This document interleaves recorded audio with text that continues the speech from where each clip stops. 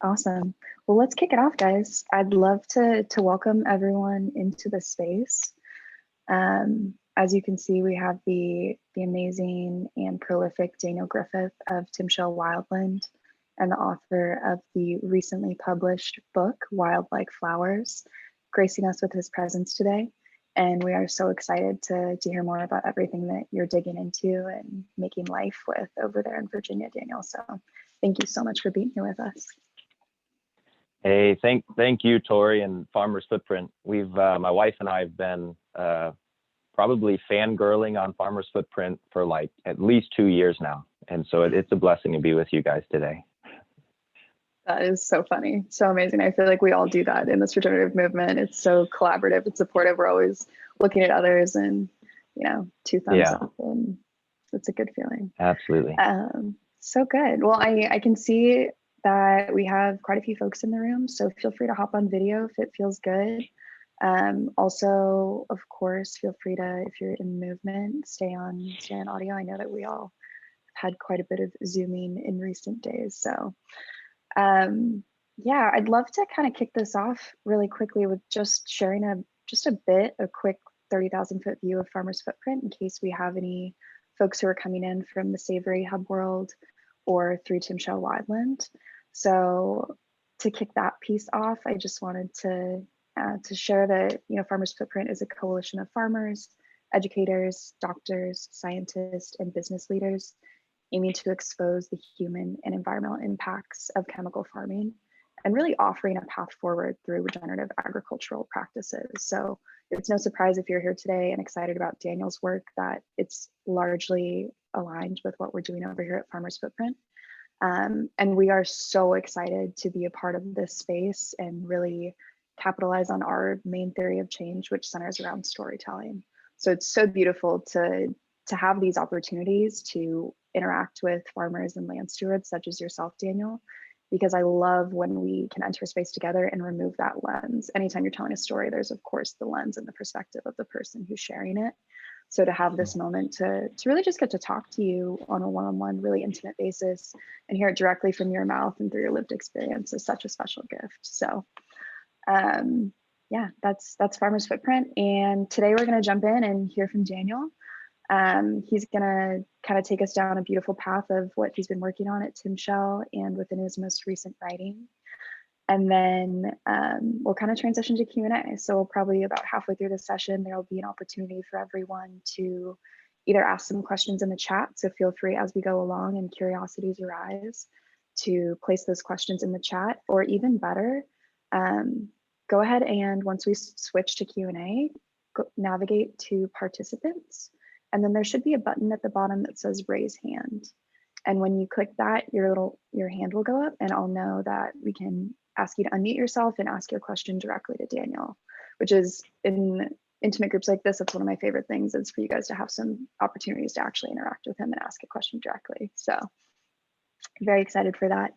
And just some like quick Zoom best practices. If you want, you can head over to Daniel's picture on the webinar and pin him. So if you click those three dots in the right-hand corner and click pin, then you'll just have his screen showing up as full screen for you. And I'd also just like to shout out really quickly, Leah, our amazing head of content production on the Farmer's Footprint team. She's in the room with us and she'll be sharing some links and resources as we go along. But don't worry about it too much. We'll have some slides at the end so you know how to follow along with Daniel's work as we finish up. So gorgeous. Daniel, again, so excited for this, and let's just dive in. I'd love to frame up the theme for the session, and I'm so excited for you to dive deeply into this piece.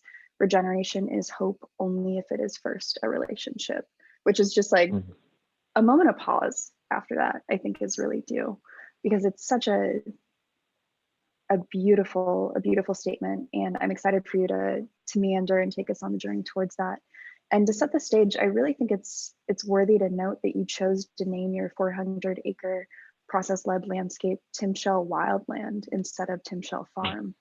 And I'd really love if you could take a chance and tell us a little bit more about that choice. And maybe in that discussion, you could give us a little bit of an introduction around who you are, where you're coming from, and the work that you and your family are doing over in Central Virginia. Absolutely. Absolutely. Well, thanks again for having me. I see some familiar faces, and I see a lot of faces I don't yet have the pleasure of knowing. So I hope you guys ask questions. That's really what I'm excited for. I'm a better writer than speaker, and so getting me to speak in front of a webcam is always iffy. We'll see what happens. But I love answering questions, so I hope we can foster community in that sense. Tori, before I answer your question, just a quick little tidbit on community, because it does apply, and I think we'll see the connection here. Our wildland exists. We operate about an hour and a half away from any city here in Central Virginia. It's like true rural Central Virginia, and we have horrible internet. And so when we do webinars like this, we actually need to like look good, and it doesn't just say like loading right across my face with a blurry image. We try to like come into town, which is about an hour and a half, to Charlottesville, Virginia. And my good friend that I usually go to his spare bedroom to record these webinars, he had some family issues that just couldn't work with his schedule. And so we sat back, my wife and I, Morgan, trying to find like, oh boy, where can we get internet? Like, the place that we typically get it was closed to us today due to some health issues, really. And we raised our hand, and I'm sitting now in the basement of the buying club master of our farm's Charlottesville hub. So our farm customer just raised their hand and said, Daniel, you can use my internet. Why don't you come into town? And we actually brought them some meat in the process. And so it's a really cool community little sidestep here. Community, we really feel like, is resilient. We're going to dive neck deep into that and what that means. But at our wildland, what we're fostering, is biodiversity. It's all that stuff. It's soil. We're sequestering carbon. Like, yes, that's all true, but our focus is community. And so it's beautiful that I'm recording this webinar in the basement. There's this nice fire next to me. They heat with wood stove. They have chickens outside, so I kind of feel like I'm home. It's a little bit dark, but it's kind of homey. I'm in this really comfortable chair. So hopefully with the fire in the chair, I don't fall asleep. I'm sure that won't be the case, but I'm relaxed. I'm really relaxed. It's nice. So anyways, Timshel Wildland. Yeah, that's a really good observation, right? We don't call ourselves a farm. If you see the word farm in relation to our name anywhere online, it's probably a mistake, if anything. Long story short, my wife is a field biologist. I'm more of a poet. We always joke that we met in the middle and called it a wildland. She's really interested in field biology and counting butterflies. I'm really interested in writing poetry. And so when we got into farming 7 years ago, we sat back and really tried to analyze, okay, what is our context, right? What is the whole that we're managing? What do we call ours, or what do we feel like we are within? And it's more of a wild ecosystem, right? Where, yeah, we have cows and pigs and sheep and ducks and turkeys and food forests and gardens and orchards and berry guilds. Yeah, we have those things, but really what we're focusing on is community, the community of all life. And so calling it a wild land in the sense that, it really is a wild environment that we're trying to foster, just made a lot of sense to us. So anyways, what is Timshel Wildland? Timshel, it's a 400-acre process-led, regenerative, and emergent conservation landscape, right? So we nurture ecosystem restoration, just like a farm. We're focused on carbon sequestration, building soil, producing nourishing foods and biodiversity, both farmed and wild, both in some sense natural and human at the same time, right? Diversity of all species, of all life. And we're also focused on really rehabilitating or creating wildlife habitat.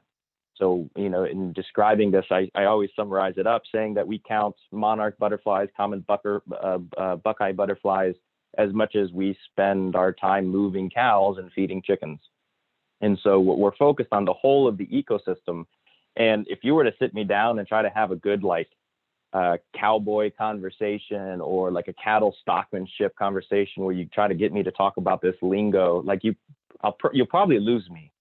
I'm really good at working with cows, and I'm really bad at talking about them just because I've never really wanted to. I like sleeping with the, laying out in the field with the cows. I like communing with them and having relationships and working with them and driving them, 3 miles across the farm from this side to that. It's a great time. We love that. But what we're really interested in, like I said earlier, is counting butterflies to produce really healthy cattle. And so we look at the whole of the ecosystem. Our geologic context, to kind of put some overall geologic context to the conversation, we farm in what we understand to be the Central Virginia Piedmont ecoregion. So we like to call this the microclimate sandwich between the Appalachian Mountains and the beaches of the Atlantic coast. So if you're sitting on our farm in our wildland and you go about 30 minutes east, you'll get to like an Atlantic coastal type region. You start to see some palm trees. And if you go 30 minutes west from the wildland, you see, like elevated pine forest. And so we're right in this middle ground. Permaculture would call it maybe an edge effect. It's this really abundant microclimate that exists between these two ecoregions. And it's a very, very special place to be. So that's a high level of what Timshel Wildland is. Maybe before we navigate away from this, or maybe you have another question, but before that happens, I mentioned emergent conservation landscape. That's probably the most important word to understanding what or who Timshel is and what we do. I believe that mainstream conservation has failed because it focused in a reductionist linear perspective, right? Mainstream conservation practices are looking at an individual species and trying to recreate that habitat to promote the restoration of that species, right? It's a very, very pure goal. It's a wonderful goal, and often it has abundant consequences.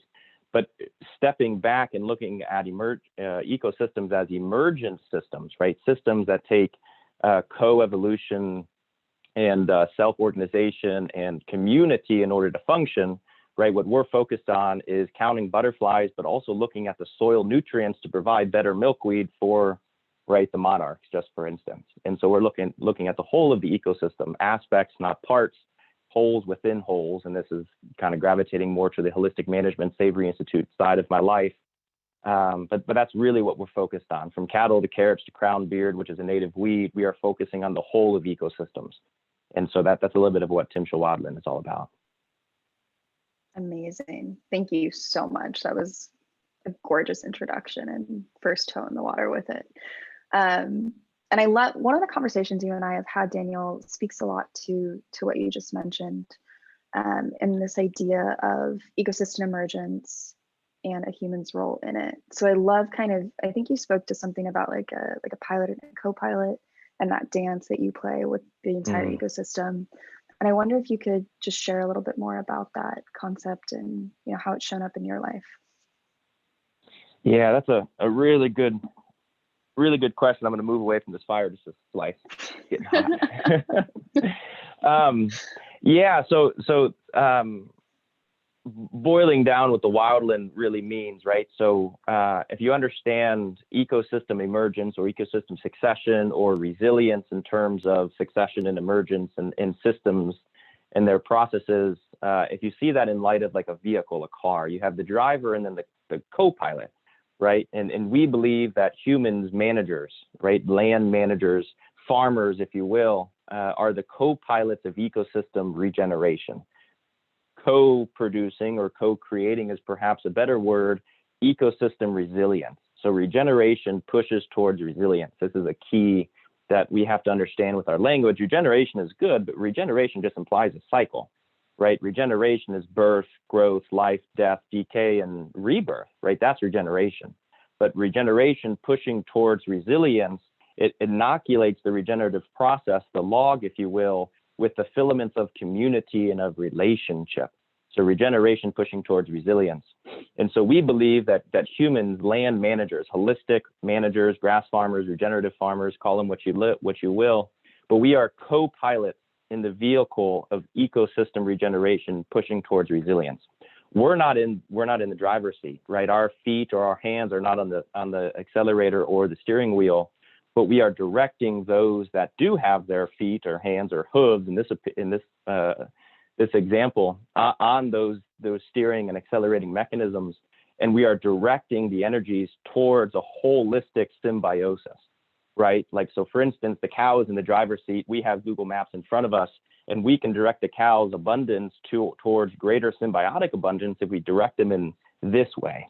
But it's a position of humility in the sense that although we can tell the cow, right, to usher them, to manage them in a way that we think makes a lot of sense, at the end of the day, it's not my hooves on the soil that are regenerating the soil surface, right? It's not my mouth that is clipping the grass, causing the roots to die off to regrow, and in that way to sequester carbon and build organic matter, right? I'm not building the water cycle. The cows are.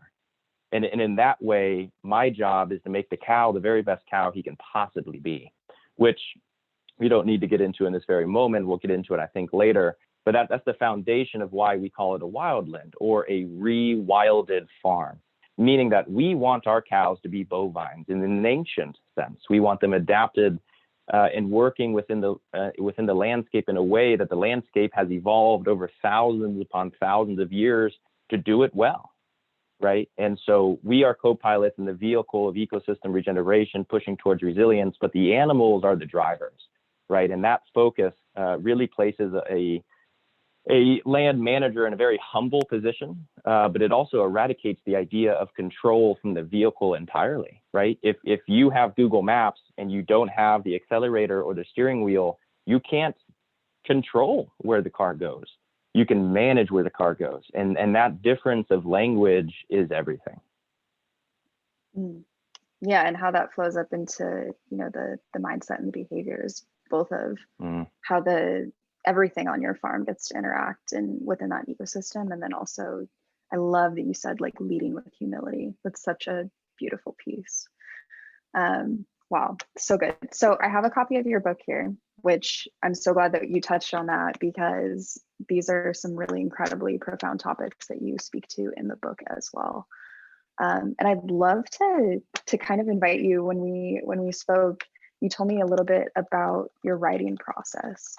And Daniel's book, for those of you who maybe didn't get a chance to check out the event description, it's just fabulous. It's a book of short stories and essays where I think you do a really special job of telling the story of regenerative agriculture gone wild. And it's prose and it's poetry, and it's not a how-to manual. It's not mechanical and giving you techniques on how to farm better.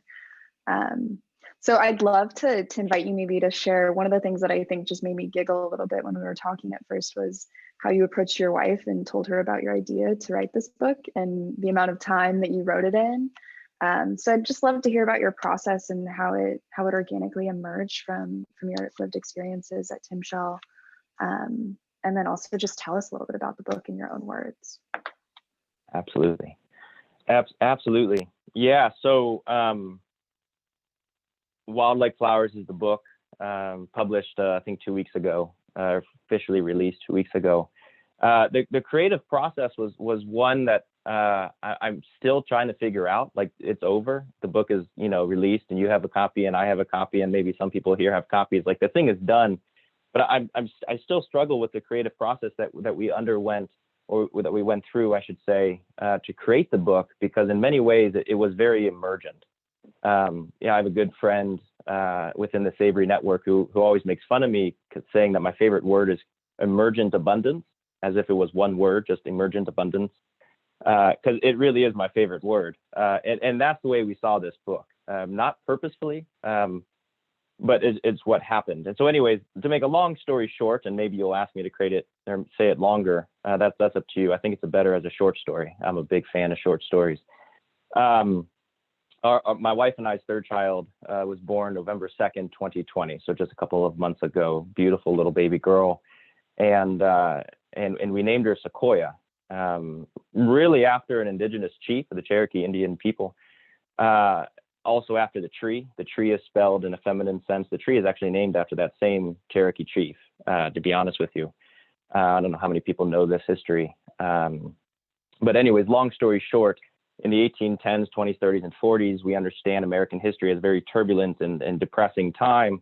The Trail of Tears, Andrew Jackson, the Jackson administration, right, were removing the Cherokee people from Georgia and South Carolina, moving them west, right? The idea at the time, speaking at it very topically, was that, corn and cotton grows much better in Georgia than the Cherokee people did.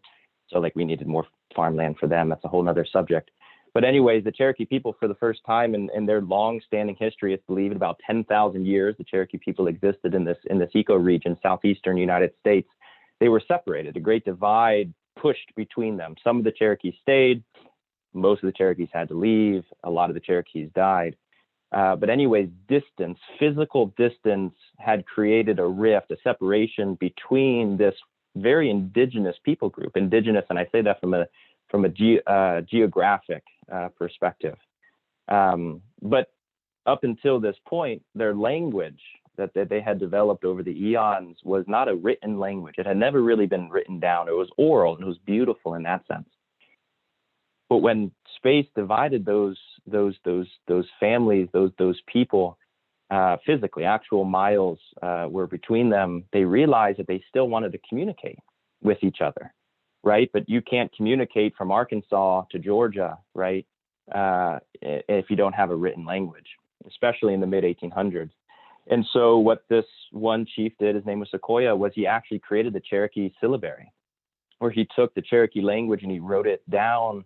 But he wrote it down, he created a language to foster community, to heal community, to restore relationship with those that he has communed with for thousands of years, right? And so the idea of our daughter's name, Sequoyah, is the idea that language creates community, or that language can actually heal community, or that language is a byproduct of a healthy community, or maybe it's the opposite set, or maybe it's both. But the idea is language, community, relationship, they're all intertwined. So anyways, for those of us who have children on this call, the first week and 2 and 3, I mean, the first couple of years, in my opinion, but really the first couple of weeks are this very precious, special time where you just get to commune with like that which is life, right? Just to look at this newborn infant little baby girl and all of her purity and simplicity, right? And you get to spend time there. Like how seldom in our very modern lives that move quickly, do we get to spend a whole week communing with life for no other purpose than just to have it, right? And it's a very special time. Well, anyways, during this time when she was born and I was thinking about her name, the first week she was with us, I had this idea, like what if the regenerative movement, and especially the regenerative agricultural movement, what if it was missing language, right? There's a lot of how-to books out there. They're brilliant books, right? Chelsea Green Publishing produces most of them, and they're really actually good books. I encourage you to read them. I mean, I have probably 100 how to regenerate your landscape, type books, how to farm, how to homestead, that kind of stuff. Great books. But what I felt was missing was the idea that regenerating our language was the regenerating of ourself, which was the regenerating of our ecosystem, right? The ecosystem that humanity is a part of. And so I looked at my wife, and huge side note, I mean, the intro picture that you showed at the beginning of this webinar showed it, but, I'm not too sure, how many people know, but we run the Robinia Institute. My wife and I were co-founders and co-directors of the Robinia Institute. It's the Savory Institute's regional hub here in Virginia. We teach courses, do consultation. I mean, we do a lot of stuff there. And so we were very busy this fall, really November, finishing up a lot of the trainings we were doing before the growing season closed. We see the growing season closing right at the beginning of December. And so I looked at my wife, Morgan, and I said, hey, we have like 6 APs that we're training accredited professionals with the Savory Institute. Each one of these individuals go through a 10-day course privately on our farm with me. We undergo the holistic management training process. We had 6 of them going at that time, all individually and privately due to the COVID pandemic.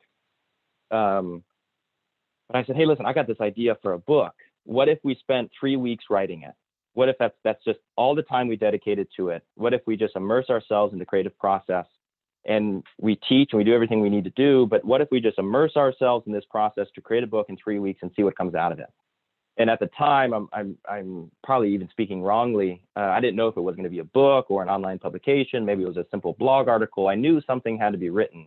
Didn't really know the form it was going to take. And that's why I'm saying this is emergent, right? Emergent, simply defined, for those who are unfamiliar with the term in this context, really is 2 + 2 = 10, not 4, right? It's the inputs aren't really a derivative or a product of the output, meaning that what you get out of a system is not necessarily what you put into it, but it's a co-creative sort of spontaneous abundance built out of community, not control. Well, anyways, what emerged is wildlife flowers. And as a side little tidbit, that day that I looked at my wife and I said, hey, maybe I should write this book. And she was like, Daniel, you're crazy.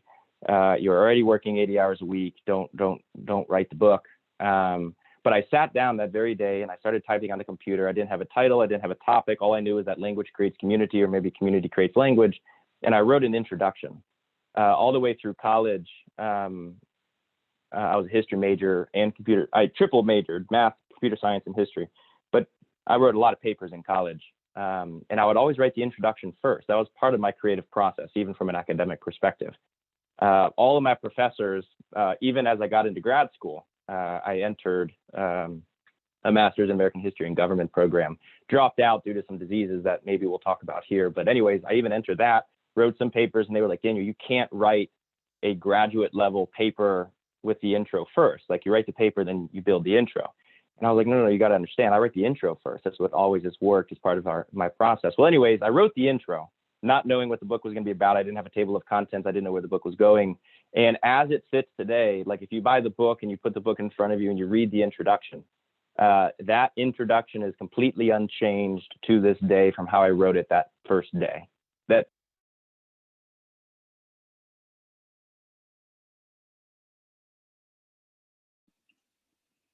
All good. I think he's reconnecting to audio. Oh, yeah, I'll have you on mute. Can you hear me now? Yeah, we got you. I was recording on the phone and it just kicked me off to hear. How bad is the audio? Can you hear me okay? No, it's perfect. Oh, that sounds cool. Great. Cool. Then I'm gonna take these headphones off. I apologize. Later. You're all good. You're all good. Yeah. I forget where we were, but what you just said as you're transitioning, I definitely think it would be beautiful to dive into a little bit of your past with the genetic history, and kind of a ton of the Farmers Footprint crew is super interested in the health side as well. So keep rolling on this, but tee that one up we'll put a pin in it. Cool. Yeah, and maybe that's a good thing it happened. I felt like I was rambling, so I'll progress through this. Where was I? So I sat down, creative process, wrote the intro. It sits untouched as it is today. 2 periods were turned into semicolons during the editing process, but that's it. That's the only thing that's changed. And so it was just a crazy creative process. I don't know how many here are familiar with the modern poet. I think she's actually one of the greatest poets of all time, Mary Oliver. Love her work. I think she's brilliant. She actually wrote a book on how to write a poem. And the first step that she claims is showing up. She said, you don't have to be a poet. You don't have to be good at writing. You don't even need utensils, a pen, a paper, a computer, typewriter. Do it. Just show up in the same clothes, with the same drink, in the same setting, at the same time, looking in the same direction, and the poem will find you. That is step 1 of writing a poem, which I think is brilliant. And it's also very poetic, which is another reason why Mary Oliver is the king of poets, in my opinion. But anyways, that I fell in love with that idea years ago when I first read that. And that's how we wrote the book. For about 2.5, 3 hours a day, every single day, 7 days a week for 3 weeks straight. I sat down and wrote, and what came out is the book, more or less in an untouched state, which is, it's hard. Like, you open your soul, you paste it into a Word document, you send it out to the whole world and hope they like it. That's one of the problems of one of the fears that occupies this profession. But we're very happy with it. As you should be. It's such an incredible read. I have to thank you for my copy. I'm about halfway through and I'm just itching to find that extra couple of hours to finish the rest. So, I mean, I think also it just makes it so much more special to hear some of the background. Like, it's any of your favorite musicians or authors to hear, how was it written and what was the process and what came of it. So thank you for sharing that context. I think it's a really beautiful thing. How would you describe like the contents of it? Like, does it feel more of like threads that you pulled from your experiences at Rabinia and Timshel? Is it? I know you're a history buff and are really, knowledgeable in the area of your region in Virginia. Like, what would give I guess paint a picture for us of like the content a little bit of like what's in the book if someone was going to pick it up? Yeah, that's a great question. So the book is really a network of short stories that when you read them in isolation, they are complete in and of themselves, like a true short story would be. We call it an anthology of short stories from the wildland, in the sense that it really is short stories from the wildland all combined together to create one narrative. And that narrative, if it's anything, it is this regenerative process. Like, you open the book and the first story is about a sunrise. The second story is about a calf being born, and the next story is about a rock, which is life with its growth. And that's kind of the way the story is talked about.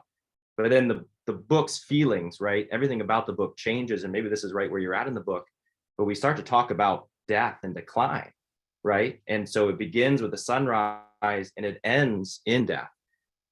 But then in the last couple of sentences, there's rebirth, right? And so if you read the book in isolation from, read chapter 2, then read chapter 8, and then 5, it'll seem disconnected in some sense, like a short story should.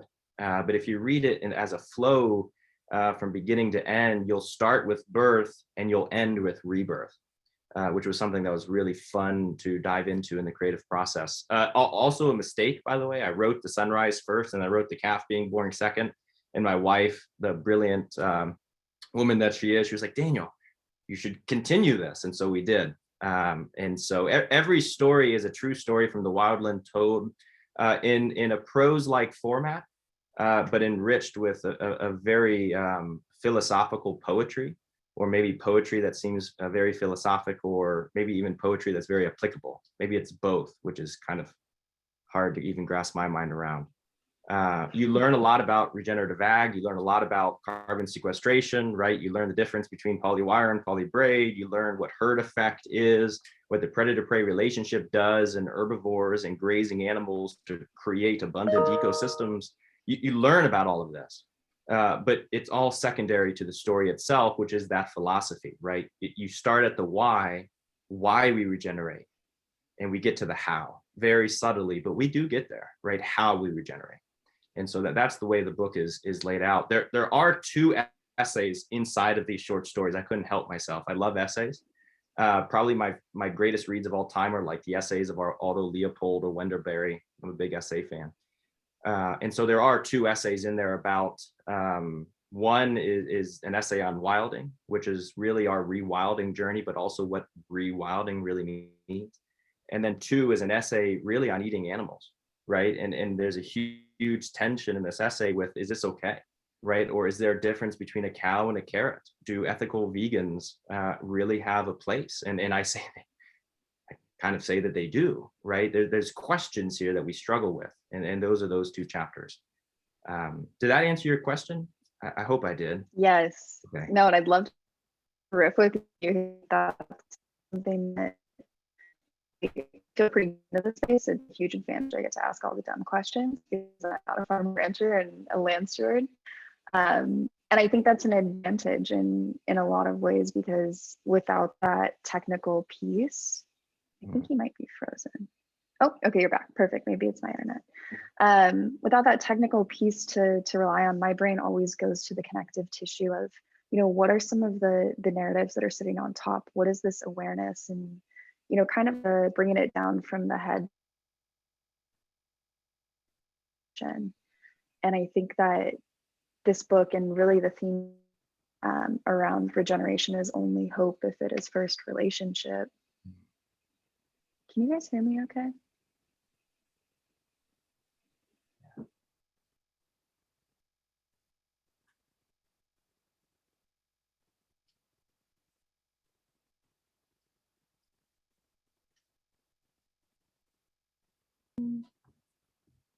All right, well, I think Tori's having some technical difficulties, but I'm sure she'll pop right back in. Yeah, Daniel, I don't know if you want to. Yeah, I think maybe I'll just touch on maybe what I think she was trying to say, and then maybe we can dive into the story, because I know she wanted to go that direction. Yeah, in the book, right, I argue that regeneration is hope only if it is first a relationship. I think I think the regenerative movement is a great movement. I think there's virtue through and through within it. In the book, and this is what that quote is really in context within, is regenerative agriculture seeks for a biodiversity of species. right? Species in the pasture, whether or not it's a multi-species farm, right? And like the true leader follower mob stalked multi-species type operation from cattle, that get followed by sheep, that then the pigs and the chickens follow, right? That's diversity, but also a pasture diversity, in the sense that in the pastures we have warm season grasses and cool season grasses, right? We have shrubs and forbs and rushes and sedges and trees and tall trees and small trees and nitrogen fixing trees and oaks and everything in between, right? We're talking about a species there.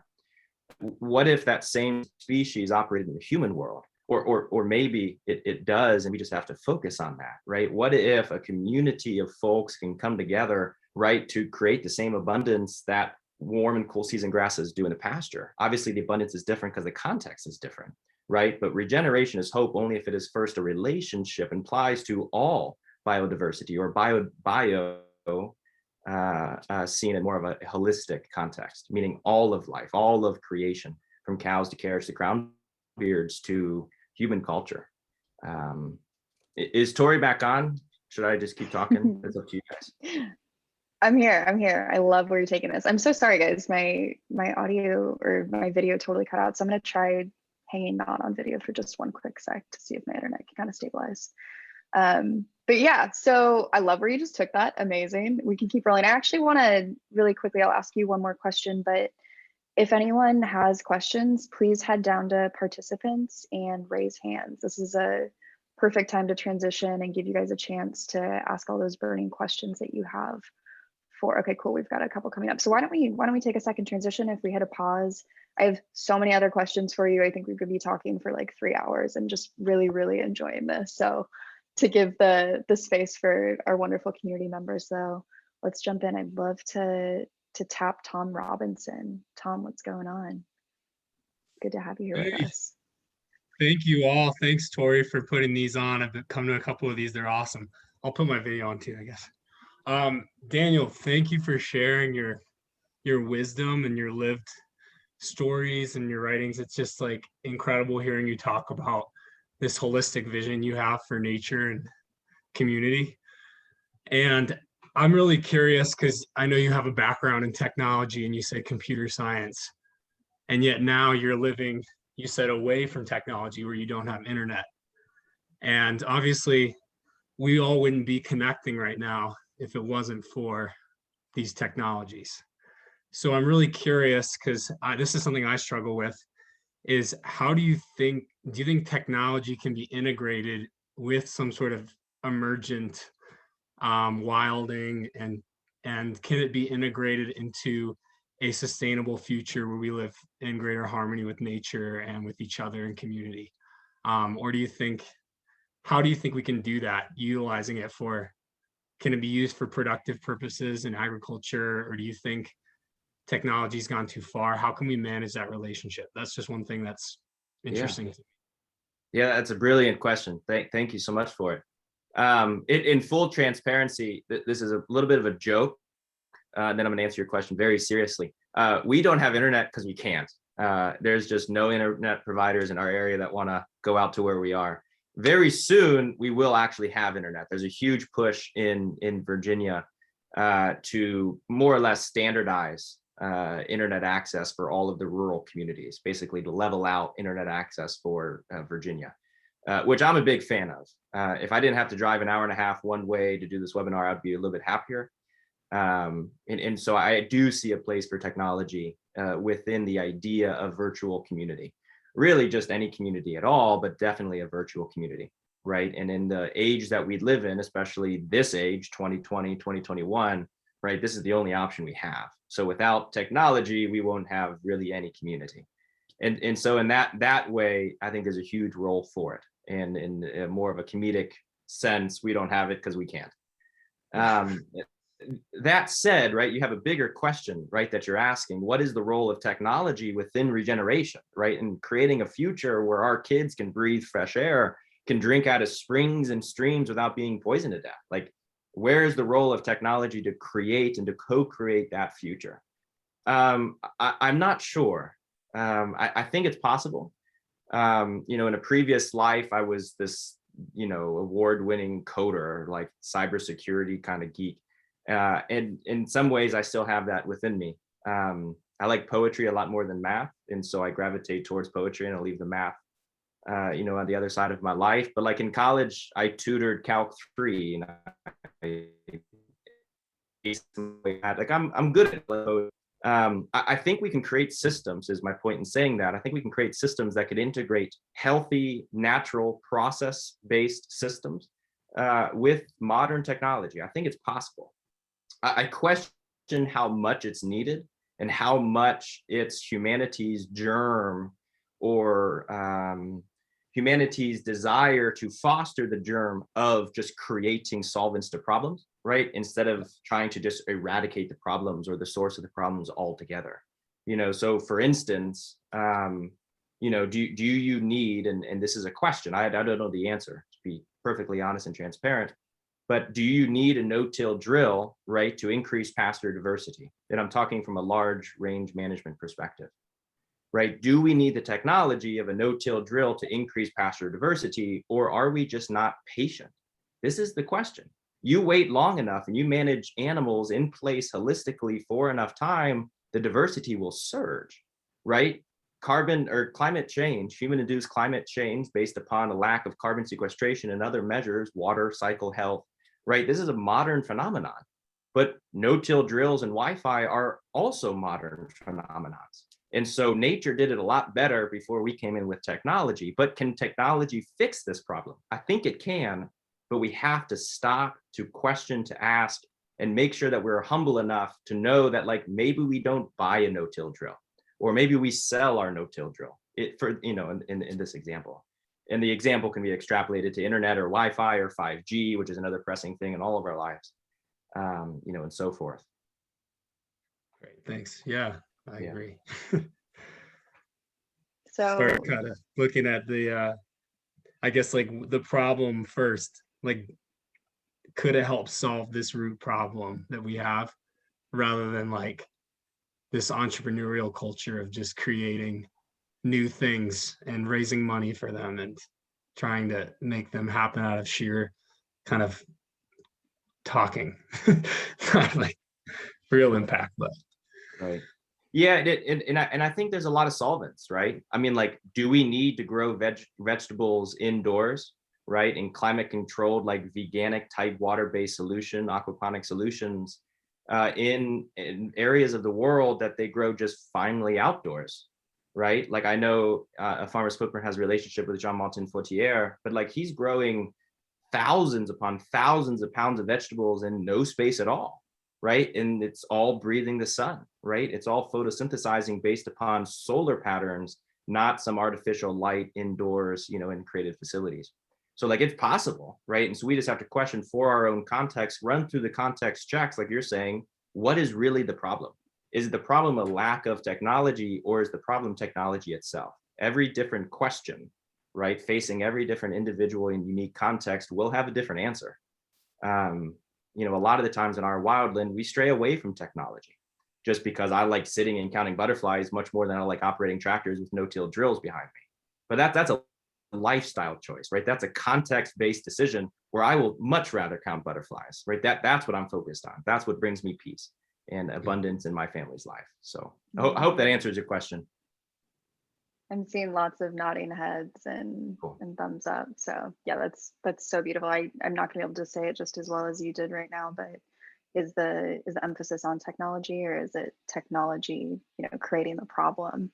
So kind of that paradigm shift, like, are we asking the right questions in order to get the answers that we are seeking? So appreciate that context. So on point. Yes, Aaron, love it. That answer was so on point.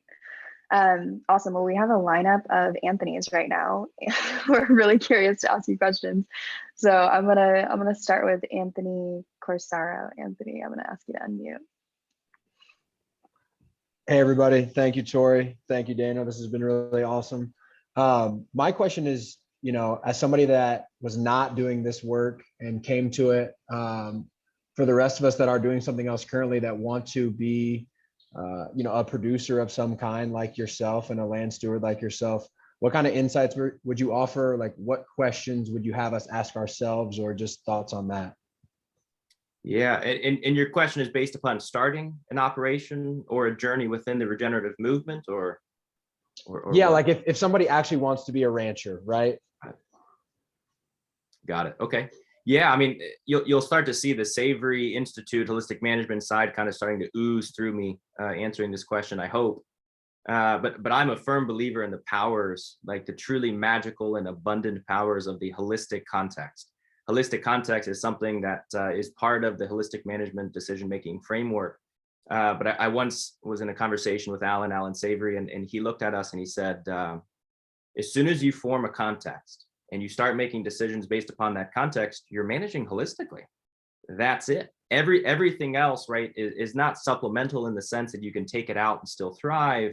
But in terms of actually seeing the whole and making decisions in view of that whole, the context is everything, right? And so my recommendation to new farmers or folks trying to get into it, or even farmers trying to scale, a lot of my professional work within the Savory Network, I run what's called the Commonwealth Network. It's a community of producers where we use money, mentorship, and markets to scale and or aid the transition of commercial farms to regenerative farms, or as I said, scale smaller regenerative farms to more substantial or just profitable operations, using all sorts of really fun things like we raised significant capital to pour into the system, or even calf donations, in the sense that we've built donation networks where Timshel Wildland receives hundreds of calves a year, just donated to our system. We acclimate them to our ecoregion, and then we just give them to farmers, right? So, we're working with a farmer right now who just acquired 125 acres of pasture, but he doesn't have enough money because his money is sunk in the mortgage to acquire a herd to regenerate it. So we're giving them, I think it's 25 steers this year, the tail end of this year, to inoculate his farm with abundance. It's not monetary abundance, but it's living capital, right? It's the understanding of, financial capital, living capital, social capital, all the different forms. And so a lot of my professional life is helping people like you. And the first step of getting that done is understanding what is the holistic context and crafting it for yourself. So high level, when we teach courses, this is 2 days of the course.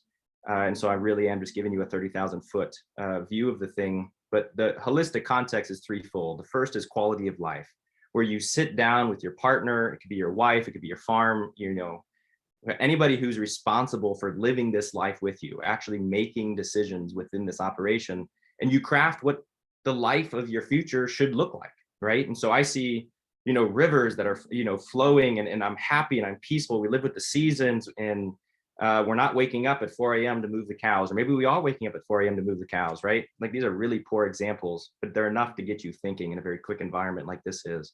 And the last two are future resource-based land and behavior. So what does the land need to look like in order for your quality of life to be actualized?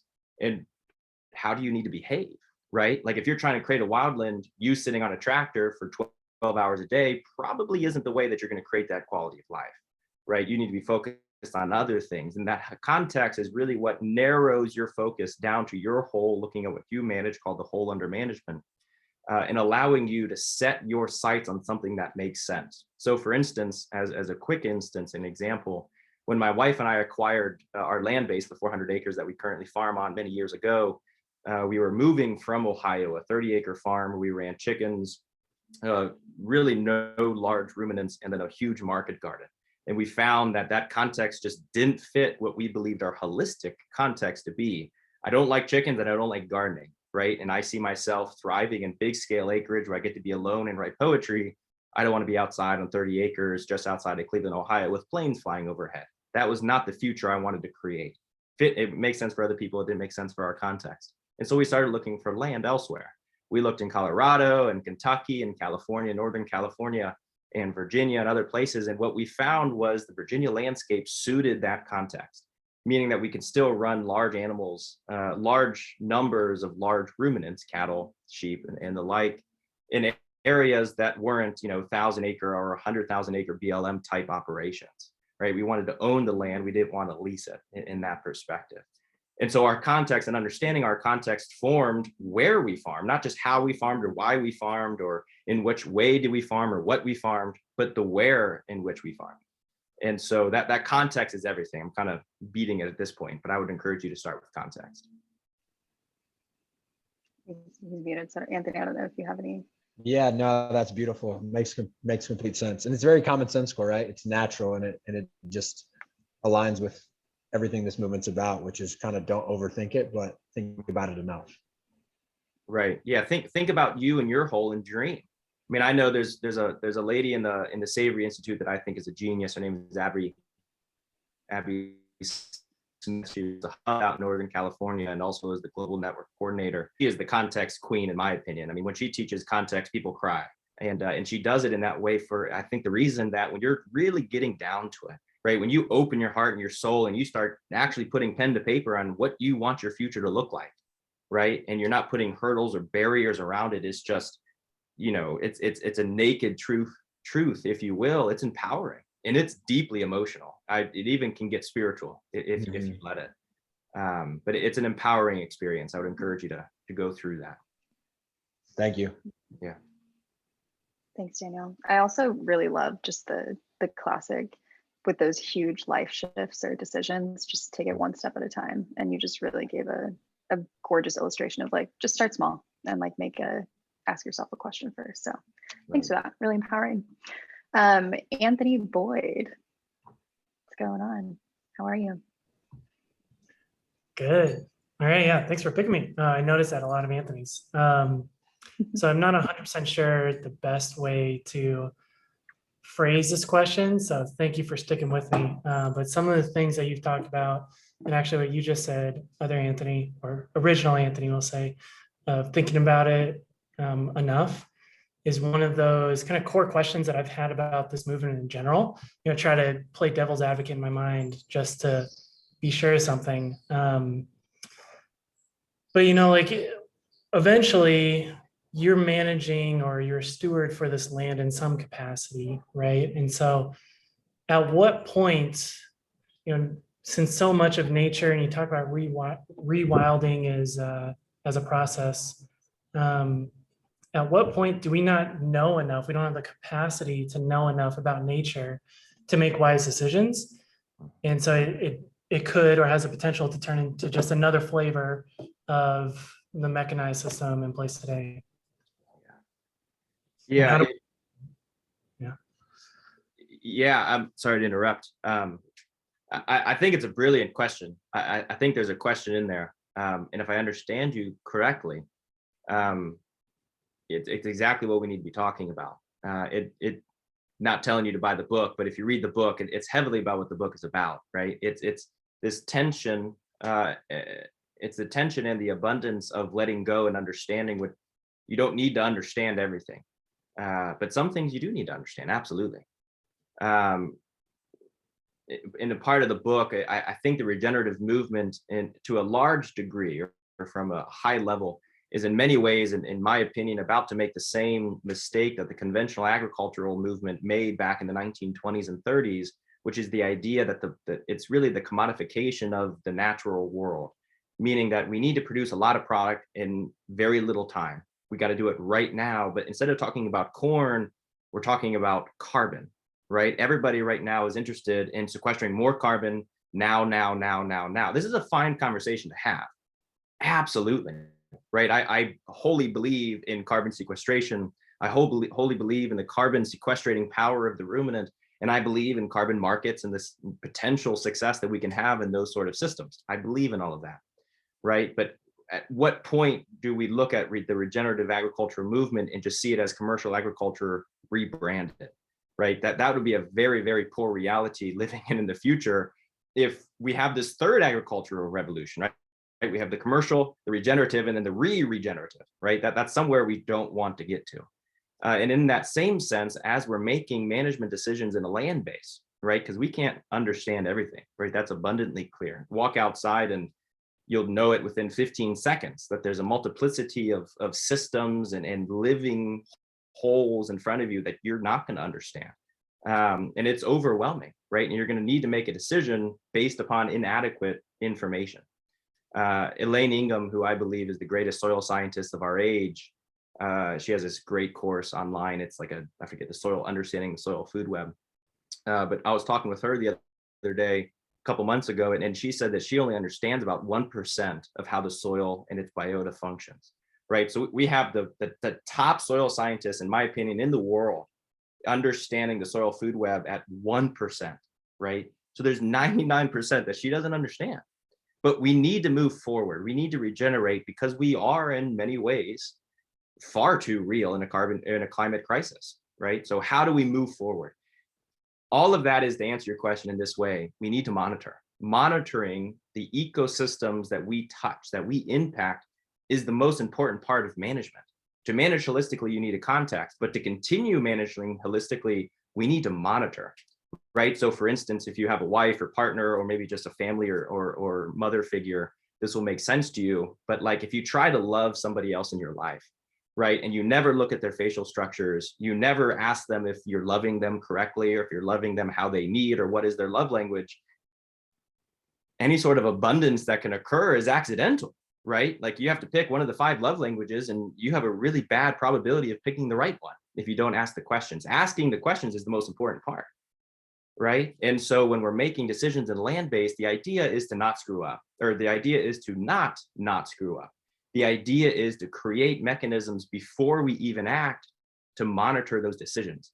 So I'm going to run our cattle in one way this year, and I'm going to make sure that before I run the cattle in that way during 2021 growing season, that I'm going to be looking for these 4 leading indicators of either health or a lack of health, right? So we're going to be looking at the cool season grass resurgence on the second graze. We have picked that indicator as a key, introductory indicator to really give us that feedback loop on whether or not that decision was a healthy decision or an unhealthy decision, right? So that's just one slight example. We can talk about this for hours, and I guess that's not the context of this webinar, but the point is monitor, right? Ask those questions, create a position of humility where you walk up to the cow, kneel down in front of it and say, okay, did I move you guys wrong today? You don't have to talk to your cows, but the idea is the humility created by that conversation is the humility you need to monitor ecosystems abundantly or properly.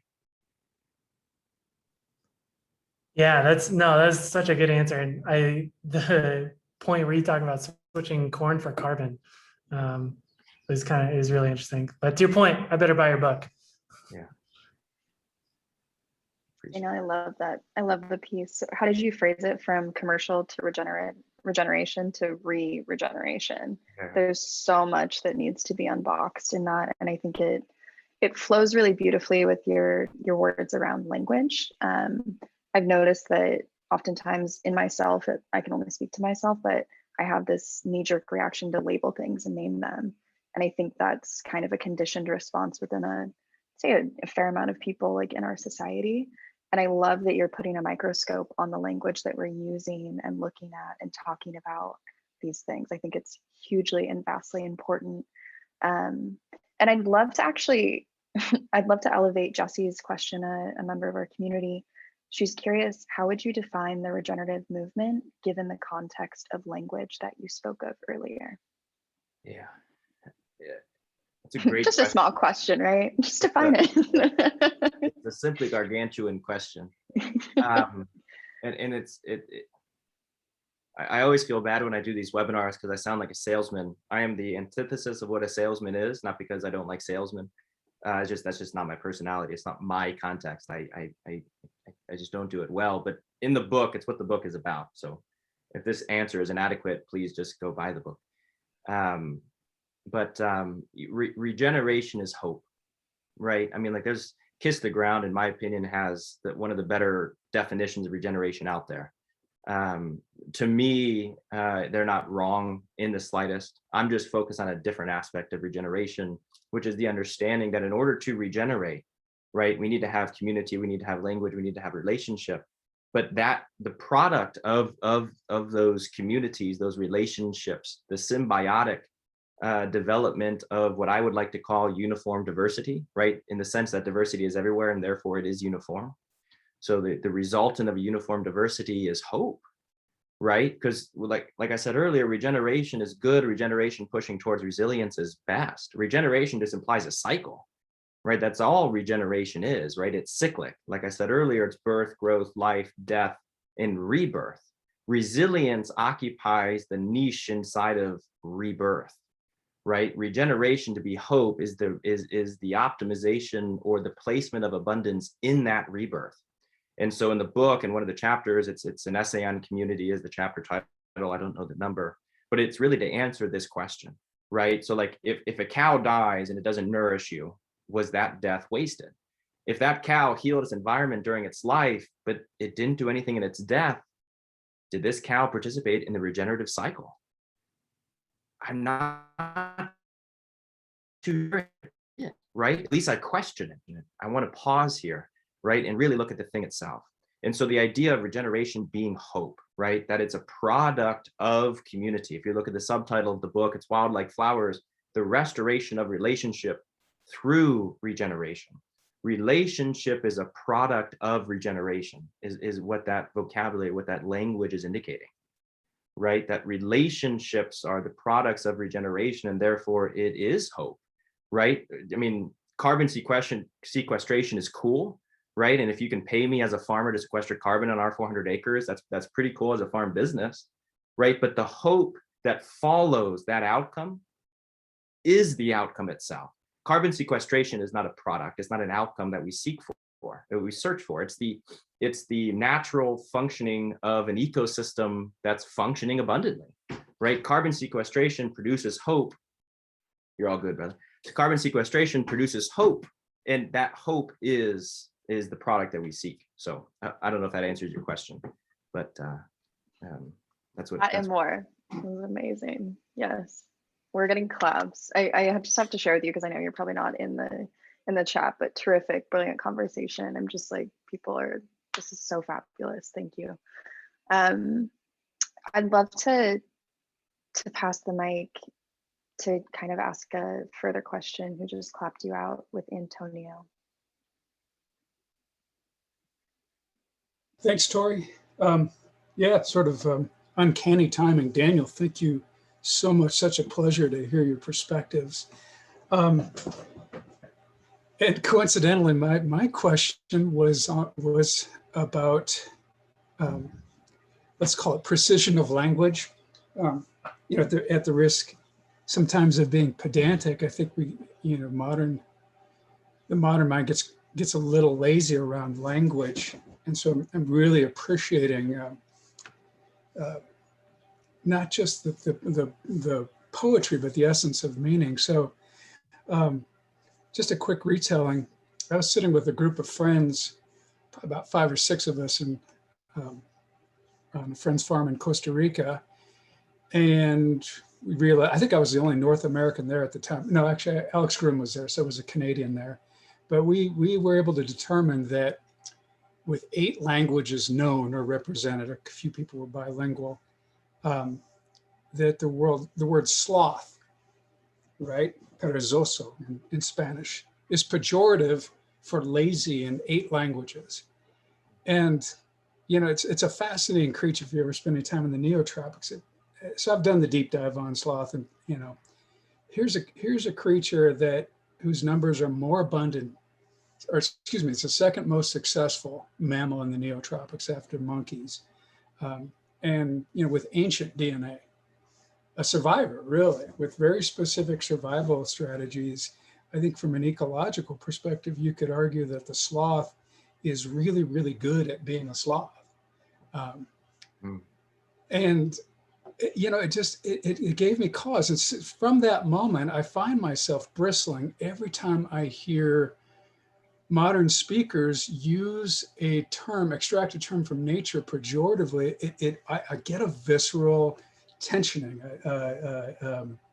It's a trigger. Honestly, it's a trigger. So, you know, I've got this word. Eventually I'll have to put pen to paper, but, you know, bitch, right? If you're a dog breeder, bitch is your prized alpha female. Cow, you know, I wrote part of my biodynamic training, I wrote an ode to the cow. I've managed raw milk dairy ops. A cow is an archetype of the divine feminine. How did we get here? You know, to this point where so much of our language, predator, or hawk. You're not a hawk. You're a warmonger. A hawk is a noble species. an apex predator. It belongs in that ecosystem. So Antonio, I'm loving this. I'm loving this, and I so agree. The precision of language piece. Yeah, I'm curious. There's a question in there. So sorry, Tori, go ahead. No, I was just gonna ask, is there, well, keep going. I'm curious on the question. I'm just sharing them with you. Yeah, oh, thank you, Tori. I thought you would be. Yeah, I guess I was looking at the time and wondering if I needed to speed up. So, we're having a side discussion tomorrow on what I like to call perennial philosophy, or the perennialization of the global food supply, whole of the side topic. I think because you're coming off of 250 or 300 years of reductionism, thanks to Age of Enlightenment, that we have to emerge, to use one of your terms, emerge to this more emergent state of complexity, intellectual, a complexity of consciousness. Anyone that's taken the In Rhythm the design lab knows that Trey and Jeff and Alex, they like to start with challenging mechanical metaphors in our language around business, the language around, and man, Daniel, I'm seeing such a tremendous opportunity to bring poetry, to bring prose, bring metaphor, allegory back to life in this movement.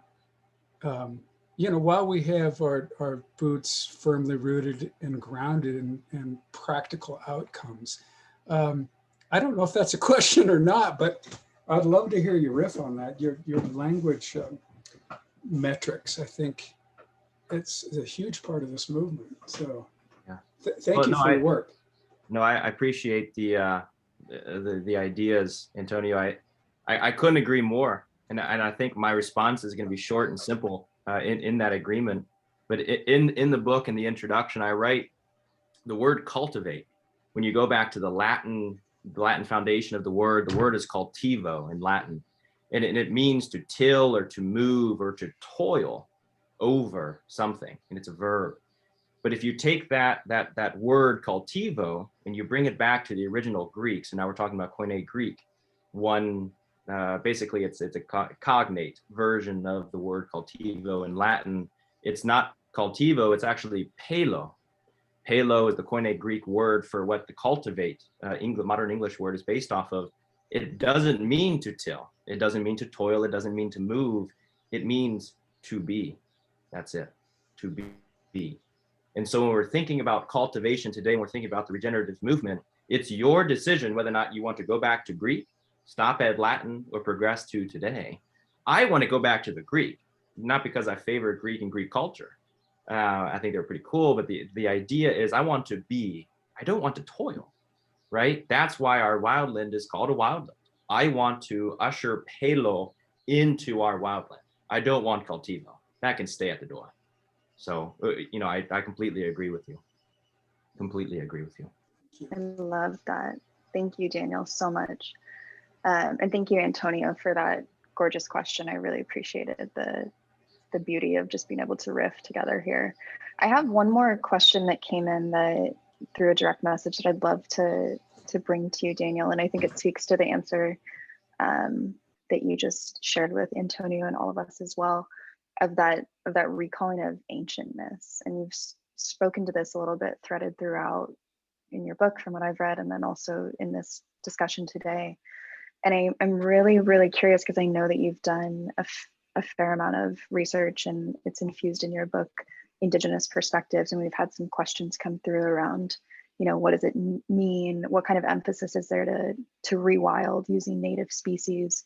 And I think you could do probably a more gorgeous job than I could ever dream to talk to rewilding with an Indigenous perspective and some of your experiences with that, or really take it wherever you want. But I'd love to pull on that thread with you as probably the final question for this session. Yeah, absolutely.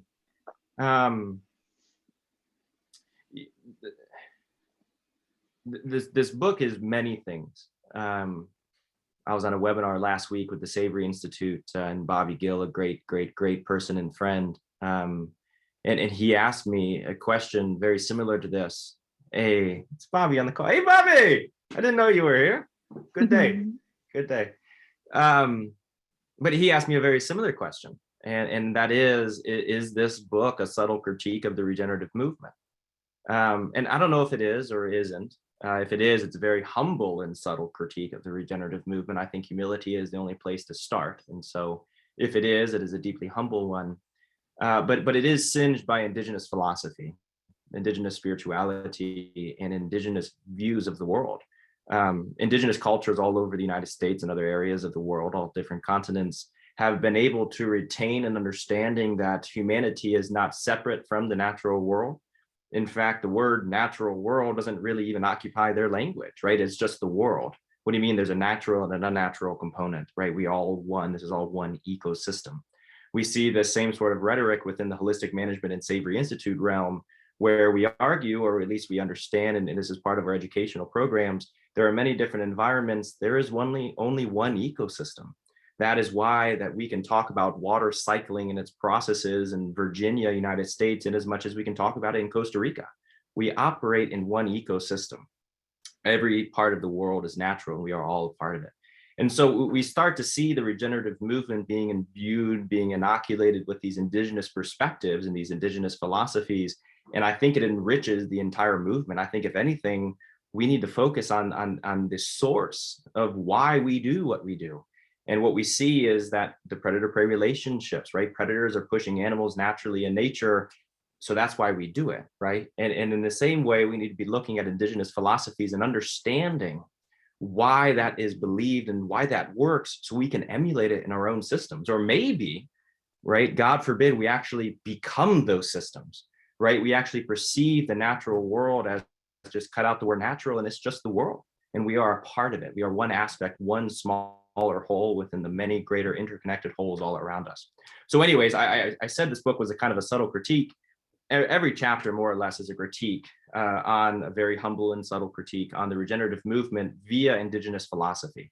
So for instance, there's a chapter about a stone where the stone becomes alive, right? It's all about, stones are living, they're animate. And then I questioned whether or not the modern soil movement understands soil correctly, right? Like if you take a class on soil, food webs or biology today, most people speak the language, right? That soil is living, dirt is dead. That's the difference. In my book, I don't necessarily want to agree with that so quickly. What if dirt was just rocks that didn't want to be rocks anymore and have yet to throw a party and invite nematodes and protozoa and bacteria and fungi and other soil biota to the party? What if soil is a party and death is still living, right? This is an indigenous perspective on soil biota, the soil food web, and soil health that the regenerative movement hasn't yet built the language of, right? And I speak to language, not to intention, right? Because I don't think really many people in the regenerative movement are thinking to themselves like, the regenerative movement is here and indigenous philosophy and understanding of modes of agriculture over here, it's separate. Like I think it's just it's a language issue, right? Like the English language is built in Latin languages, then you have the Romantic languages of Western Europe that see nouns and verbs as either male or female. Indigenous languages, they don't create that distinction. They create it between the animate and the inanimate. So the whole book begins, wildflowers, with the understanding of a particular word within Bodewad Minwen. It's a dialect of Algonquin, of the Potawatomi people. It's like Lake Erie, sort of Ohio, Michigan region, indigenous tribe, the Potawatomi from there. And they understand life and they speak of life in a different way than they would speak of a table, for instance, an inanimate object. And so the verbiage that they use, in fact, I'll give a quick little example, but the word Yahweh, Y-A-W-E, is the word to be when describing a living noun. So to be an apple, it's Yahweh, then the word for apple. But if you're saying to be a table, well, this table is inanimate, right? And as long as this table is inanimate, our vocabulary changes. And so the idea of indigenous philosophy and indigenous modes of perceiving the natural world, we have to get back down to language, right? And now we arrive at very serious problems in the sense that in Thomas Jefferson's notes in the state of Virginia, I think it's Quarry 9, he laments the fact that we've lost indigenous cultures and never documented their language. A big aside can be made here that that's what he laments, right? We've lost these in cultures, and he's lamenting that we never documented their language from a scientific or anthropological perspective. Maybe we should have lamented that they were gone. But the point is, they left. They were eradicated by germs, disease, and everything else, and it's a whole other conversation. But their language weren't documented, right? And that's another reason why our daughter is named Sequoia, right? Sequoia was the Cherokee chief, the indigenous leader, who was wise enough to understand that the community was lacking and to create the Cherokee Syllabary, right? The actual vocabulary, the written language of the Cherokee people, right? And therefore we can learn, us Westerners, right? We can learn the truths that is indigenous knowledge through the remembered Cherokee language, for instance. But there's a little riff on that, if you will. I'm smiling if you can't tell. Back on video, hopefully this works. It's so beautiful what you just said, and profound, truly. And I have to share something that I recently saw in a webinar. That's the definition of nature by the Oxford Dictionary. And it speaks very eloquently to what you said. And basically it says the phenomena of the physical world, including plants, animals, and landscape, and other features and products of Earth, as opposed to humans or human creations. So it's really amazing that in, like you're saying, the Western world, we've written ourselves in direct opposition to the natural world. And I think it's a fascinating piece on so much of what you said about the Potawatomi. I've heard, language is a reflection of people's worldviews and how they think. Like the formation of language is really born, and the origins are from how people see the world. That's how we express ourselves and are trying to communicate quickly with each other. So it is so amazing to see that in our language, and then to hear some of the examples that you shared about inanimate and animate objects and just the life that they saw so fully. So lamenting that with you, and then also equally grateful that you're here bringing it to awareness for this wonderful group. So wow, this was such an amazing session. I don't know how to close it out, but I'd love to just invite you, if there's any final words that are feeling alive for you right now, before we transition to just gratitude. Wonderful. No, this has been a blessing. I was in a conversation recently with David Leon, the executive director of Farmers Footprint, whatever his role is, a great human being and friend. And we were talking about the role between science and story, right? So like, what do storytellers do when the science hasn't caught up yet? That was my question to him. And he looked at me, and he was in a Zoom like this, and he gets so close to the camera, and he's like, we tell the story anyways, right? The idea is stories matter, right? That's profound and brilliant, absolutely brilliant, magical. And if I could say anything to close this webinar out, it's that we can't lose sight of the magical, right? In many ways, science is brilliant, and it's needed, and it's here, right? But don't lose the sense that the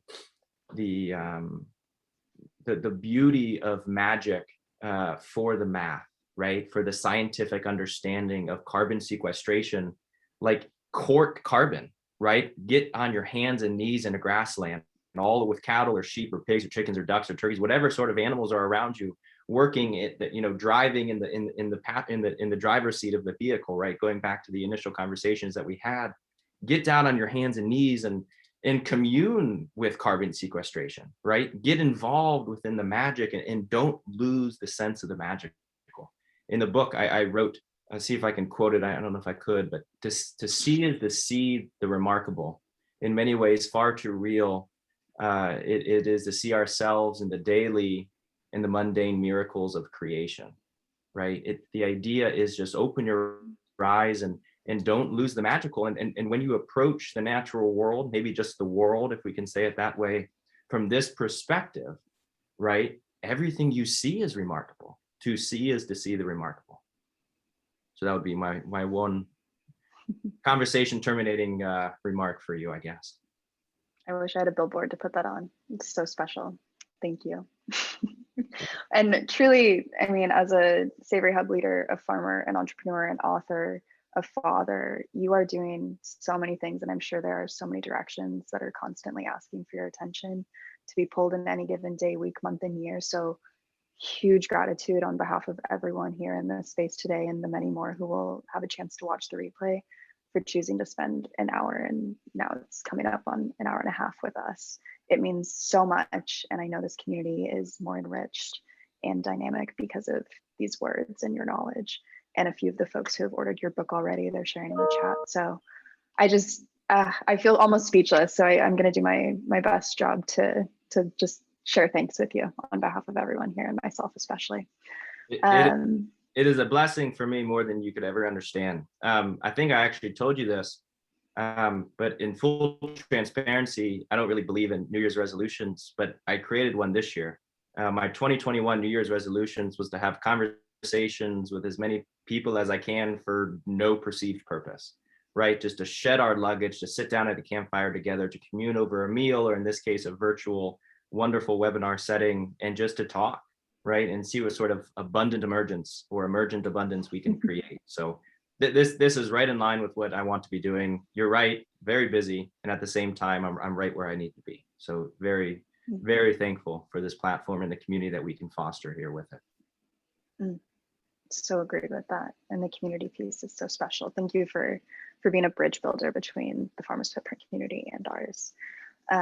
Leah, if you would have a chance maybe to put up quickly, if anyone feels like they need a decompress from this, head over to the Farmers Footprint community, where we'll keep having amazing conversations like this. We've talked about it in Daniel. We have a slide coming up right after with all of your lovely information, but we are having a meet and greet actually in just half an hour. So if anyone feels like myself, I'm so excited to have that space just to talk about all the goodness that was shared here today. Follow along and read some other farmer stories. And then Leah's gonna pop up all of your information, Daniel. So again, please follow along. Your Instagram is amazing. I really appreciate the work that you're doing. And this was a choice today to not even go so deeply into your extensive work at Rabinia Institute and with the Commonwealth Network. So I think there's probably going to be huge appetite maybe to have you back at some future date. I know I certainly would love to. So thank you so much. And you guys go check out his book. It's you know what's coming on here. And Leah, if you want, you can. Can I stop Jump you? in. If everybody wants to unpin me, my wife just got on. Sequoia is sleeping and she's showing. I don't know if this is too much. If it is, just yell at me. I love this. You can see Sequoia sleeping there. Morgan's iPhone is the title of this individual. Oh, Morgan, hi, you're brilliant. Sequoia. Brilliant, Morgan. Thank you. Wow. Oh my gosh. Thank you for jumping in. That is the most absolutely perfect ending. Look at the smile, Sean. I see you. I see you. Wow. Okay. Well, so good. I'm going to release everyone out into the wild to go create some magic and experience some beauty today. So please check out Daniel's work. We'll post the replay and all of the ways to follow along with his work in the comments to the event as well. So thank you guys all so much. Really appreciate your time. Thanks, everyone. Really enjoyed it. Thank you.